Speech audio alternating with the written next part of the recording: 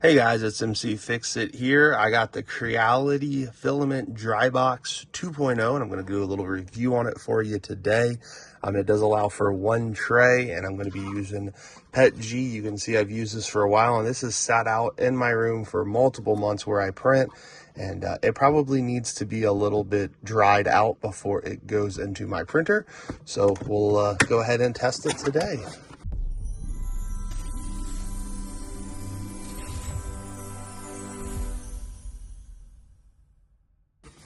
So we'll go ahead and open the box. There's a good thick piece of foam up top, and it's in a bag.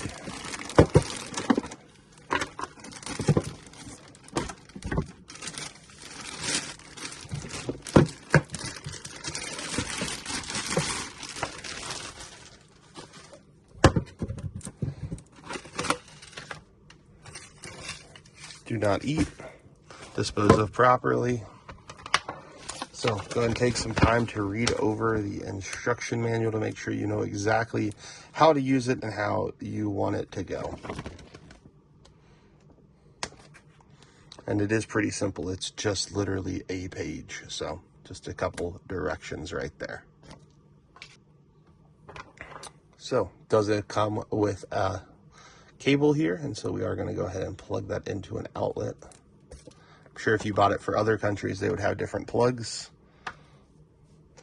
We'll go ahead and turn the device around and plug it in.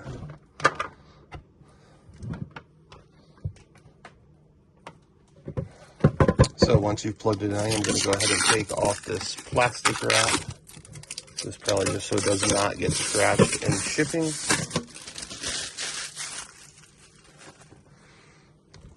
The next step is we're going to go ahead and load it. And one of the things I do like about this is you can actually run the print with this on here. So that's why I did go with this one.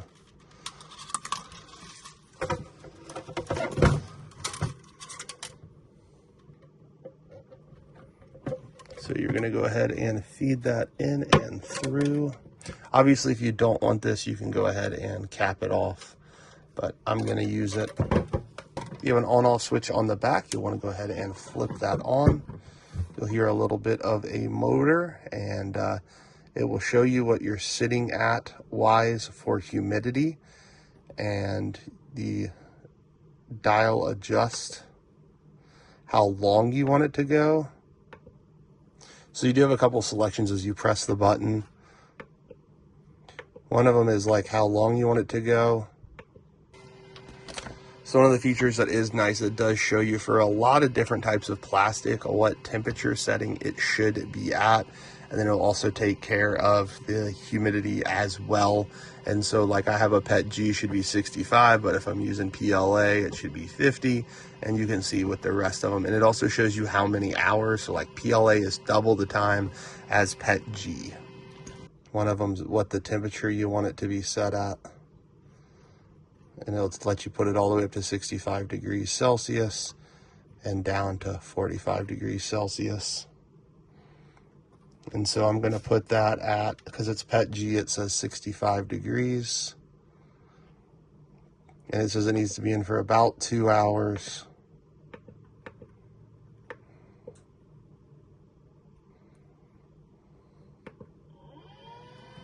And so you will see that thing beginning to do its job. In about 2 hours, it should bring the temperature to where it should be and remove all of the excess humidity. Again, you can print with this thing on if you want to. It does add a little bit more noise to where you're located, but the filament will come out and it will spin pretty well on there. Don't know how well you're able to see that right there, but the filament is able to be pulled out. You do want to make sure you got it in the right location as you do that. Again, if you ever have any issues, you can come back in and pull it back in and through. And it definitely smells a little bit. I'm guessing that's the heater going on inside of that, because right now we're up to 34 degrees Celsius. This would be helpful if you are printing in a place that's cold as well. Sometimes I print out of my garage because my print room has other things going on in it, and so that is helpful as well. You can keep your temperature regulated and the humidity regulated. You can see inside it does have some kind of reflective material built in. The design feels pretty solid. I mean, it's plastic, but it doesn't feel ultra cheap. It does have some nice little rubber stoppers on the bottom as well. And so we're gonna let that thing go ahead and go down to the temperature it should be at, but in the 2 hours, it should get it to where it needs to be, and you're able to go ahead and print. So really in less than 30 minutes, it really got it down to a good temperature, which is what we ask it for, and a 15% humidity. That is more than good for PETG. And so this thing does work really well, but I guess it will honestly keep it at that for at least the next hour and 35 minutes. So if you did have a print or a longer print, you could obviously increase the time. I really like how this thing works and how it looks, and it does function really well. There is a low hum. That's probably the only thing I wish it didn't have, but I don't think it could do it without it. So that's not a real big deal to me, but I do want to mention that just in case that's something that matters to you. If you do have any questions, make sure to put them in the comment section down below. If you have not subscribed yet, hit that subscribe button. That really does help this channel grow and allows us to make more videos just like this. I hope you guys have a great rest of your day, and thank you so much for watching.